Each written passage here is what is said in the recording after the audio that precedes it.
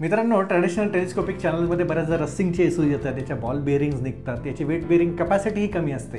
तर याबद्दलचा पर्याय आपण या व्हिडिओमध्ये विचार करणार आहोत. तर टेलिस्कोपिक चॅनलला हा क्वाड्रा चॅनल एक पर्याय ठरू शकतो. क्वाड्रा चॅनल आणि टेलिस्कोपिक चॅनलमधले डिफरन्सेस आपण समजून घेऊया. त्यातला पहिला फरक येतो व्हिजिबिलिटी.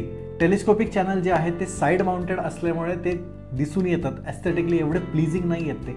व्हेरियस क्वाड्रा चॅनल जे आहेत ते अंडर माउंटेड असल्यामुळे ते विजिबल नसतात. ड्रॉवरचा ओव्हरऑल क्लीन लुक येतो.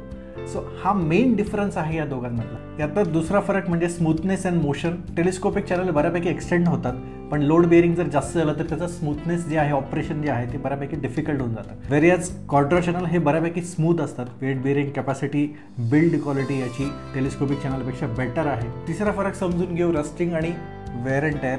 टेलिस्कोपिक चॅनलमधले बॉल बेअरिंग एक्सपोज्ड असतात, चॅनल एक्सपोज्ड असतं, त्याच्यामुळे रस्टिंगचे चान्सेस वाढतात, वेअर अँड टेअरचे चान्सेस वाढतात. व्हेरियस क्वाड्रा चॅनल जे आहे ते अंडर द माउंट असल्यामुळे त्याचे रस्टिंगचे चान्सेस कमी होतात, कारण ते एक्सपोज नाही आहे.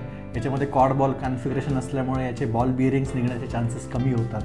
त्याच्यामुळे याचा वेअर रेजिस्टन्स खूप चांगला आहे. तर मित्रांनो, हा व्हिडिओ तुम्हाला कसा वाटला हे आम्हाला कमेंटमध्ये नक्की सांगा आणि याच्या युजफुल टिप्ससाठी तुम्ही एलिगन्सी इंटिरियर डिझाईनला फॉलो करा.